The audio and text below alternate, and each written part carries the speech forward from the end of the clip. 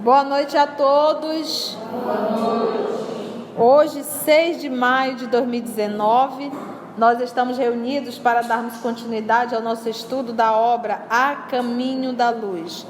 Hoje nós iremos estudar no capítulo O Jejum e a Oração.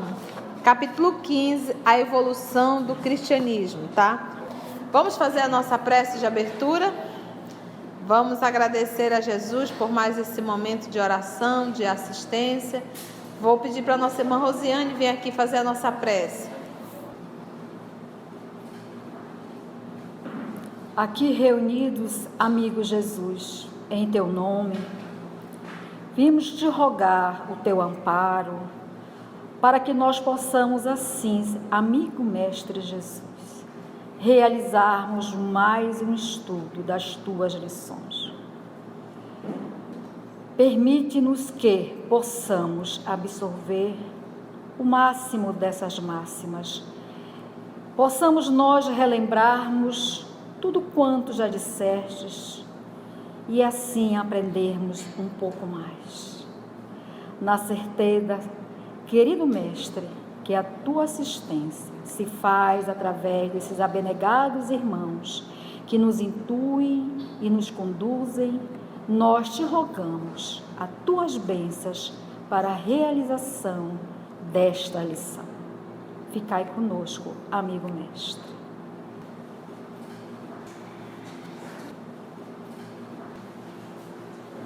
Vamos lá então? O jejum e a oração. Os cristãos, contudo, não tiveram de início uma visão do campo de trabalho que se lhes apresentava. Não atinaram que, se o jejum e a oração constituem uma grande virtude na soledade, na solidão, mais elevada virtude representam quando levados a efeito no torvelinho das paixões desenfreadas, nas lutas regeneradoras, a fim de aproveitar os que os contemplam. Não compreender imediatamente que esses preceitos evangélicos, acima de tudo, significam sacrifício pelo próximo. Até hoje nós ainda não compreendemos a lição do cristianismo. Perseverança no esforço redentor. Não compreendemos ainda. Serenidade no trabalho ativo. Ele colocou serenidade, trabalho e ativo. Serenidade no trabalho ativo, que corrige e edifica simultaneamente. Então, serenidade no trabalho constante, corrige e edifica simultaneamente o nosso mundo interior. Retirando-se para a vida monástica, de monge, se isolando, povoaram os desertos na suposição de que se redimiriam mais rapidamente para o Cordeiro. Ou seja, para eu evoluir, para eu crescer mais rapidamente, eu vou e me isolo dentro de um mosteiro. Quer mosteiro melhor do que a nossa família? Quer mosteiro melhor do que o nosso trânsito? E o nosso Senhor Jesus, em todos os textos dele, a frase vai se repetir: no mundo tereis aflição, eu, porém, venci o mundo. Comigo suave é o jugo, leve é o fardo.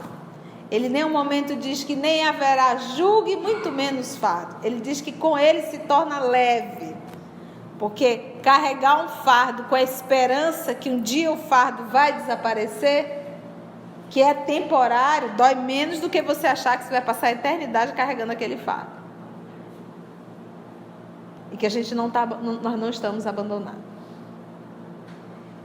Todo aquele que quiser me seguir, negue a si mesmo. Toma sua cruz e siga-me. Então, em nenhum momento nós vamos ver na fala do nosso Senhor Jesus facilidade. Nenhum.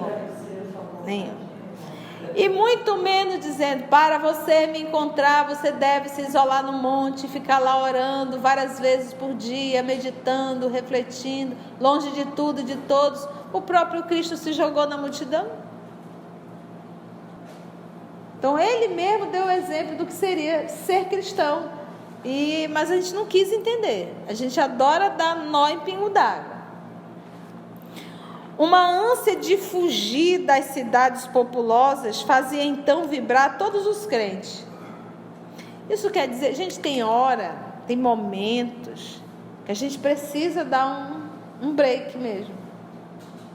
Para a gente acalmar a mente, silenciar, refletir, meditar, fazer um balanço, respirar, recarregar a bateria e voltar. Na casa de Pedro, quando Pedro acordava, Jesus já tinha acordado e já estava na beira do lago orando. Porque a gente precisa da solidão. A gente precisa de um momento só. Só eu e Deus.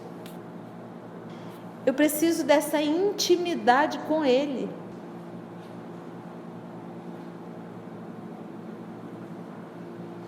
E quem consegue fazer esse movimento, que deve conseguir a partir do exercício, essa pessoa, esse ser, nunca sente solidão.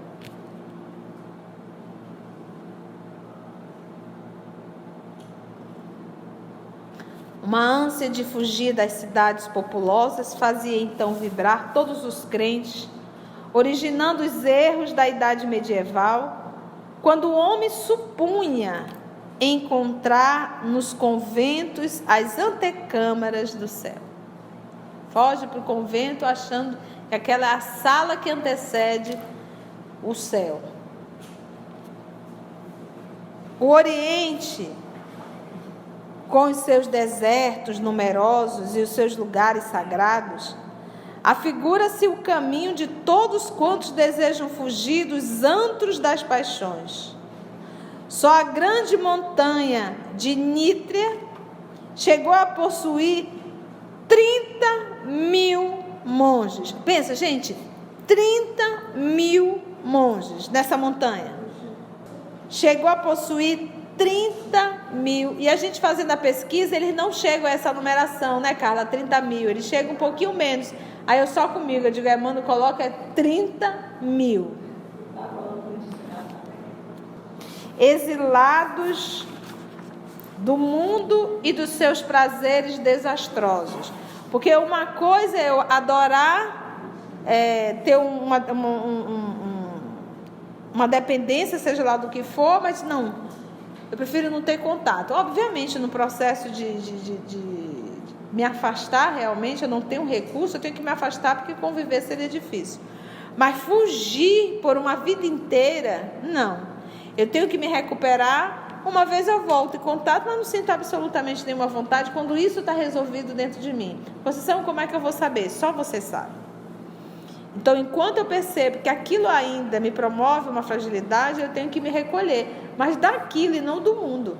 Porque a gente conhece a madureza espiritual de um cidadão, de um ser humano, pelo seu comportamento em lidar com o não. Entretanto, examinando essa decisão desaconselhável dos primeiros tempos, somos levados a recordar que os cristãos se haviam esquecido de que Jesus não desejava a morte do pecador. Porque uma vez que você adentrasse ali, você morria. Se eu não quero a morte do pecador, eu quero a morte do pecado. Você vê que ele veio à terra, o verbo se fez carne, e ele conviveu e chamou 12 discípulos para conviver com ele, que eram complicados também, todos eles eram. Mas Jesus dizia que eles tinham um coração bom, o sentimento era bom, a fonte não estava poluída, estava cheio de matinho, mas poluída não estava. Então Jesus identificava e identifica a essência de cada um dos seus filhos, mas dos seus irmãos mais novos. Mas o que a gente percebe? Quanto mais evoluído o espírito, maior a sua consciência de ter trabalho e não de fugir do trabalho. Já um espírito da segunda ordem, ele não faz esses pedidos. Ele diz: Senhor, seja feita a tua vontade. Conta comigo se você estiver precisando de uma mãe para acolher um filho doente. Olha o grau de maturidade. Então a gente reconhece o processo evolutivo do espírito por essa sua força de trabalho, sem ter medo. Então quando o nosso Senhor Jesus vem, ele convida. Então quando ele diz assim, que o Brasil é o coração do mundo, é a pátria do evangelho dele, quando ele usou esse termo pátria do evangelho, ele está dizendo aqui é celeiro. Aqui é trabalho. Eu vou trazer todos os doidinhos para cá. Então quando Jesus diz eu vou, você pode ter certeza que ele traz a cambada toda junta para ver se aprende alguma coisa com ele. Então a ideia como diz aqui Emmanuel, os cristãos se perderam, achando que ser cristão era se isolar. Não é. Por isso ser cristão é continuar na luta do dia a dia, porque é na luta do dia a dia que eu me supero como pessoa.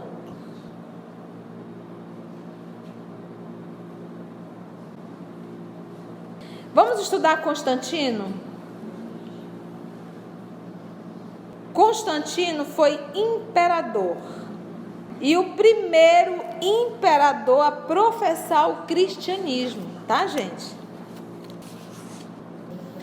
Em seu governo, a fé cristã se tornou a religião oficial do império, tá? Vamos lá. Constantino. As forças espirituais que acompanhavam e acompanham todos os movimentos do planeta Terra, sob a égide de Jesus, procuram dispor os alicerces de novos acontecimentos que devem preparar a sociedade romana para o resgate e para a provação. Olha só. A invasão dos povos considerados bárbaros é então entrevista. Uma forte anarquia militar dificulta a solução dos problemas de ordem coletiva, elevando e abatendo imperadores de um dia para outro. Sentindo a aproximação de grandes sucessos e antevendo a impossibilidade de manter a unidade imperial, Diocleciano organiza a tetrarquia, ou governo de 4 soberanos, com 4 grandes capitais. Então não existia só um imperador, eram agora o quê? 4. Retirando-se para Salona, exausto da tarefa governativa, ocorre a rebelião militar que aclama Augusto, que era um título, a Constantino. Diocleciano foi que governou de 284, tá bom? A 305. Filho de Constâncio Cloro, contrariando as disposições dos 2 Césares, sucessores de Diocleciano e de Maximiano. A luta se estabelece e Constantino vence Maxêncio, às portas de Roma, penetrando a cidade vitorioso para ser recebido em triunfo. Junto dele, o cristianismo ascende à tarefa do Estado com o Edito de Milão. O Edito de Milão foi o documento que determina que o Império Romano seria neutro em relação ao credo religioso, acabando oficialmente com a perseguição religiosa, especialmente aos cristãos.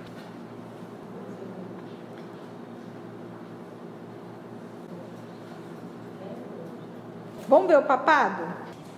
Desde a 10ª perseguição, que o cristianismo era considerado em Roma como doutrina morta, mas os prepostos do mestres não descansavam. com o nobre fim de fazer valer os seus generosos princípios. A fatalidade histórica reclamava a sua colaboração nos gabinetes da política do mundo e, ainda uma vez, a indigência dos homens não compreendeu a dádiva do plano espiritual. Indigência, olha, o Emmanuel foi danado. Porque, logo depois da vitória, os bispos romanos solicitavam prerrogativas injustas sobre os seus humildes companheiros de episcopado.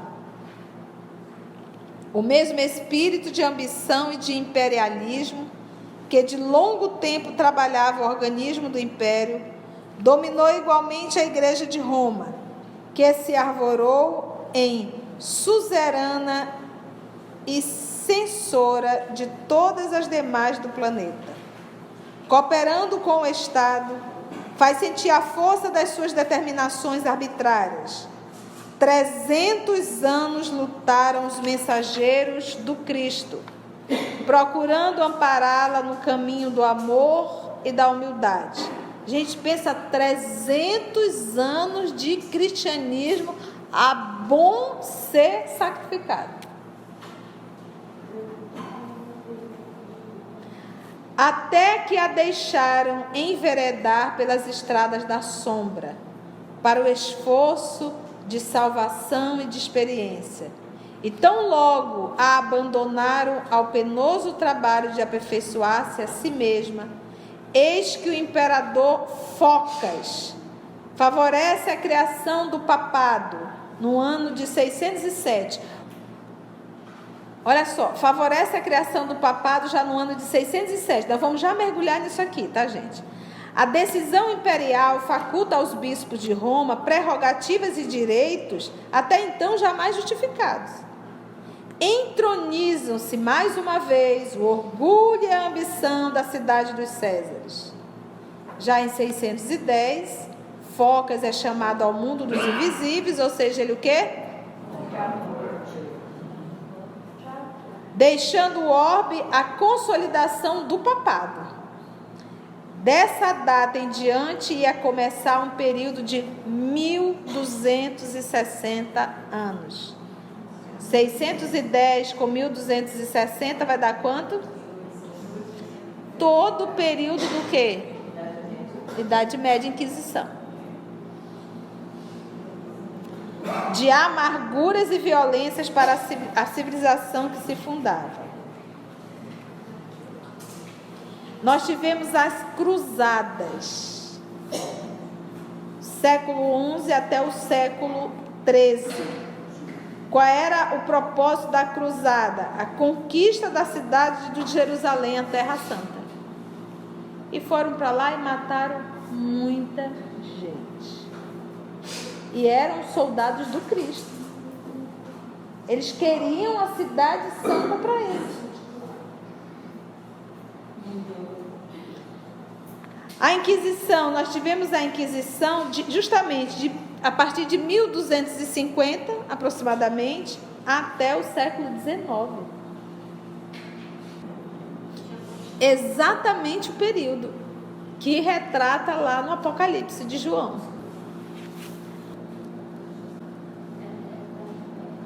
Vitórias do cristianismo. Constantino, nós já sabemos que é o imperador, que foi o primeiro imperador a assumir ser cristão. Ele assumiu ser cristão. Qual era a religião dos imperadores? Eles eram o quê? Politeísta ou monoteísta? Politeísta. A crença em vários deuses. Então, Constantino, imperador no ano 306, no seu caminho de realizações, ele consegue levar a efeito a nova organização administrativa do império, começada no governo de Diocleciano, que foi o imperador que antecedeu, dividindo-o em 4 prefeituras, que foram as do Oriente, da Ilíria, da Itália e das Gálias, que por sua vez eram divididas em dioceses, dirigidas respectivamente por prefeitos e vigários. Até aí tudo bem? Tudo bem. A parte política como estava funcionando. com a influência do vencedor da ponte de Milvius, essa ponte é em Roma, tá? Aí ele fala, com a influência do vencedor da ponte de Milvius, efetua-se o concílio ecumênico de Nicéia. Então vamos lá ver que vencedor foi esse dessa ponte. Foi uma batalha travada entre os imperadores romanos Constantino e Magêncio. Essa batalha ocorreu próximo a essa ponte. E quem ganhou foi Constantino. Constantino foi o vencedor, acabando com a tetrarquia. Magênio morreu afogado no rio da ponte. E Constantino reinou por 6 anos, tá? A partir de 324, Constantino passou a ser um único senhor de todo o império. Lembra que era uma tetrarquia. Voltou novamente só para um imperador. No caso aí, quem? Constantino. Isso no ano de 324, tá bom? Efetua-se o concílio ecumênico de Nicéia. E eu lendo esse concílio e foi vendo o que ele estava decidindo a natureza de Jesus, se ele nasceu, se ele foi criado, se ele foi concebido. E ali eles foram decidindo tudo, dizendo o que era e o que não era. Concílio de Nicéia foi em 325, tá? Tinha lá Igreja Católica, Igreja Ortodoxa, Igreja Assíria, convocado todos eles por Constantino. Resultado desse encontro ecumênico: resolução da questão cristológica da natureza divina de Jesus. Detalhe, e decidiu, e aí vem aquilo que nós chamamos de algo inconteste. É isso e pronto, e você não pode dizer o contrário. Então eles discutiram resolução da questão cristológica da natureza divina de Jesus, a sua relação com Deus, a construção da primeira parte do credo niceno, que era a profissão de fé. Foi também discutido nesse encontro de Nicéia, nesse encontro ecumênico, a fixação da data da Páscoa e a promulgação da lei canônica em sua primeira forma. Tudo eles se reuniram, discutiram, aí se pronto, a partir disso, essa é a verdade. Para combater o cisma de Ário. Aí vamos lá ver quem é esse Ário. E interessante, eles foram combater o Ário, mas o Ário é que tinha a melhor ideia em relação a Jesus Cristo. Aí eu fui pesquisar, o que ele fazia? Ário, ele nasceu em 256, desencarnou em 336. Foi fundador da doutrina arianista, tida como herege. Ela era tida como herege. A discordância era de Deus, o Pai, e Jesus, o Filho. Era isso que eles discordavam. Ele dizia que existia um Deus e que existia Jesus, o Filho. E a igreja não, diziam que era todos um só. Ário enfatizava que Deus era maior e Jesus foi criado e Deus não.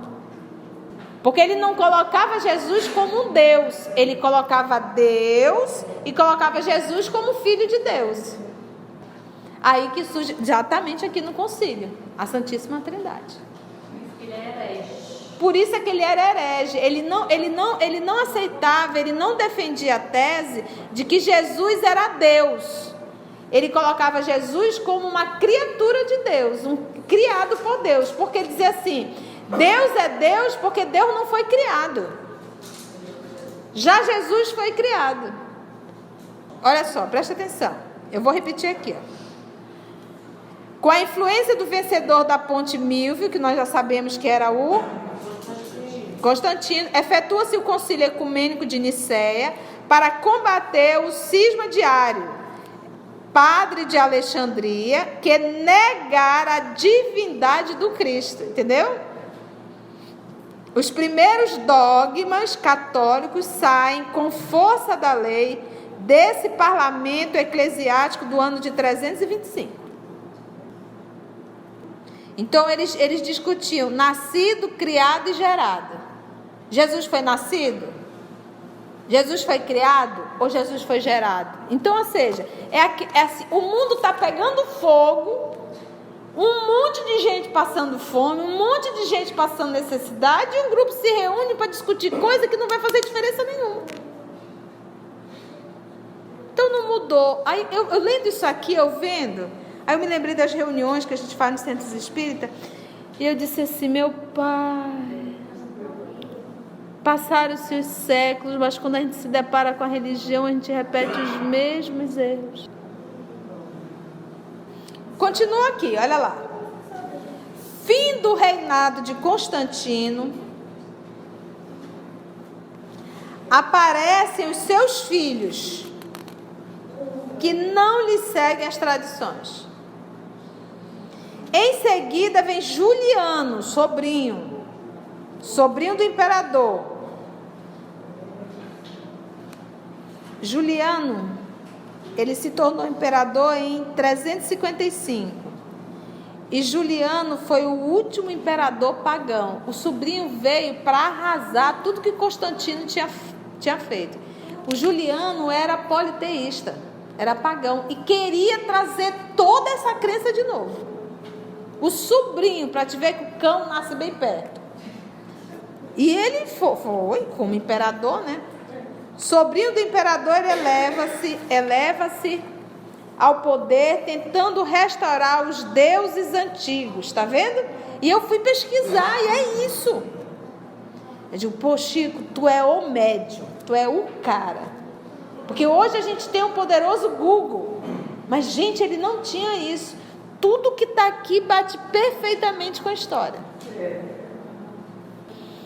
Ao poder, tentando restaurar os deuses antigos, em detrimento da doutrina cristã, embora compreendesse a ineficácia do seu tentame.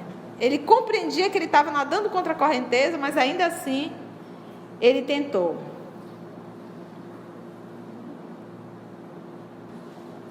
Olha só, ele foi o último imperador a governar todo o mundo romano.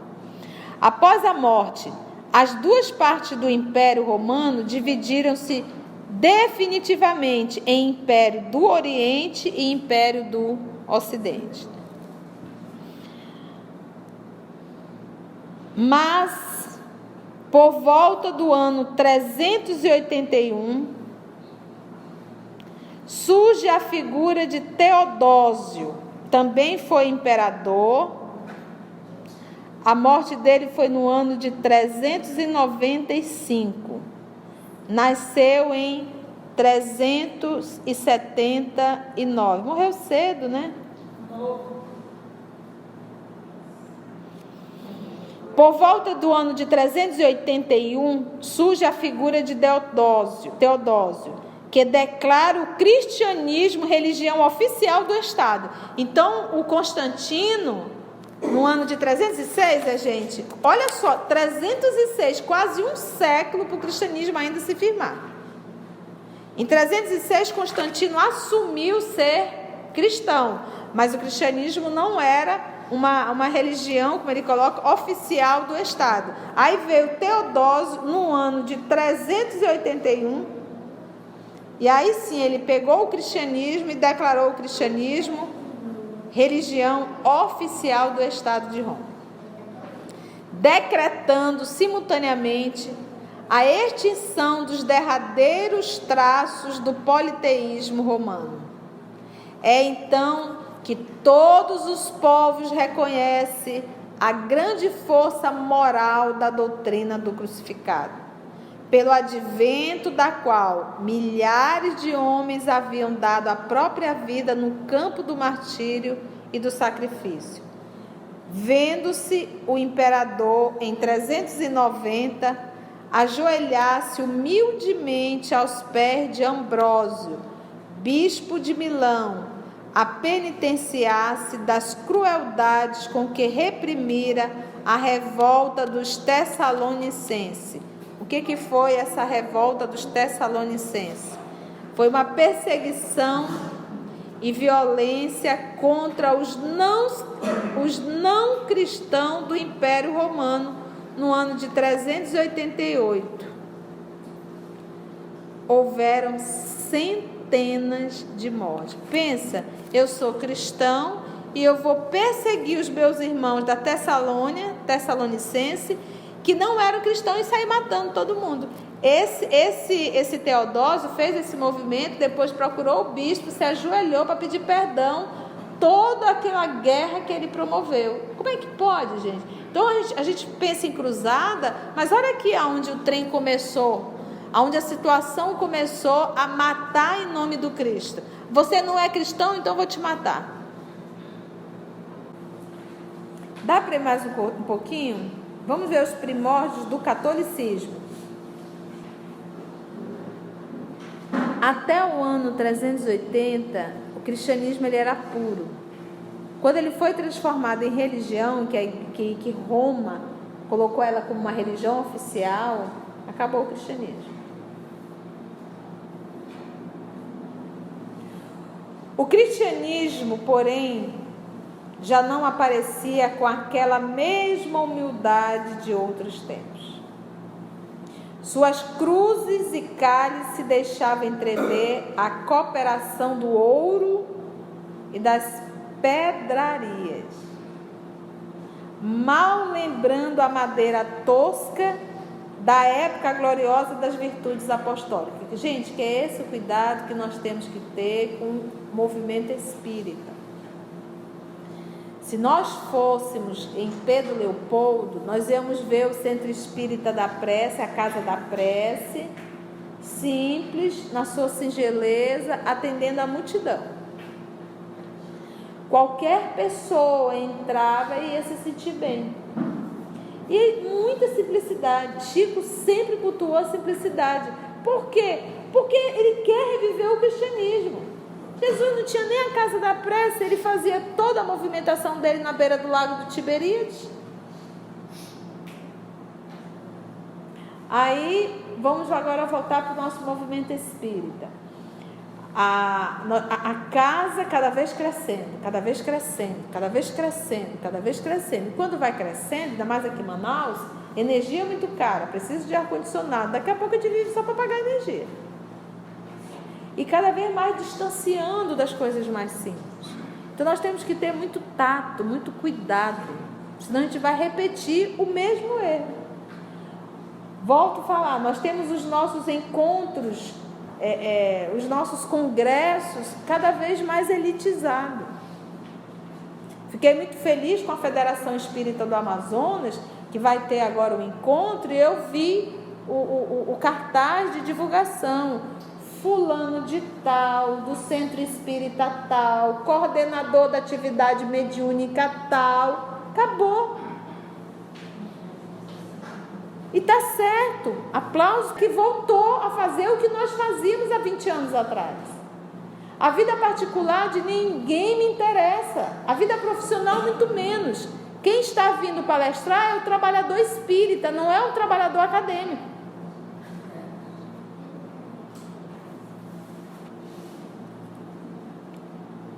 O cristianismo, porém, já não aparecia com aquela mesma humildade de outros tempos. Suas cruzes e cálices deixavam entrever a cooperação do ouro e das pedrarias, mal lembrando a madeira tosca da época gloriosa das virtudes apostólicas. Seus concílios, como os de Niceia, Constantinopla, Éfeso e Calcedônia, não eram assembleias que imitassem as reuniões plácidas e humildes da Galileia. A união com o Estado era motivo para grandes espetáculos de riqueza e vaidade orgulhosa. Aí o povo idolatra o palestrante, meu Deus, aí aquela fila enorme para pegar uma assinatura, um rabisco horroroso no livro, e eu fico olhando e digo, meu Pai, até quando, Senhor, até quando? A união com o Estado era motivo para grandes espetáculos de riqueza e vaidade orgulhosa. em contraposição com os ensinos daquele que não possuía uma pedra para repousar a cabeça dolorida. Essa anotação está em Mateus capítulo 8, versículo 20, em que diz o nosso Senhor: as raposas têm suas tocas e as aves do céu têm seus ninhos, mas o Filho do Homem não tem onde repousar a cabeça. As autoridades eclesiásticas compreendem que é preciso fanatizar o povo, impondo-lhe suas ideias, suas concepções, e longe de educarem a alma das massas na sublime lição do Nazareno, entram em acordo com a sua preferência pelas solenidades exteriores, pelo culto fácil do mundo externo, tão do gosto dos antigos romanos, pouco inclinados às indagações transcendentes.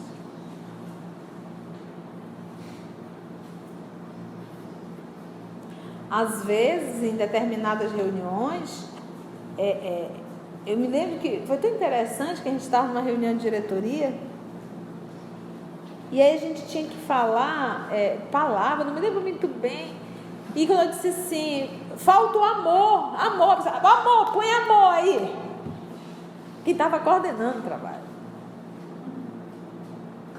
Então, é impressionante quando você fala Jesus, a pessoa fala assim, pensa assim, você está falando de um pareceiro. Não há respeito. A próxima semana nós vamos estudar a igreja de Roma, tá bom?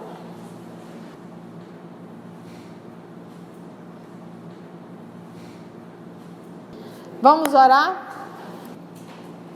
Vamos envolver a nossa irmã Fabrício para fazer a nossa prece de agradecimento.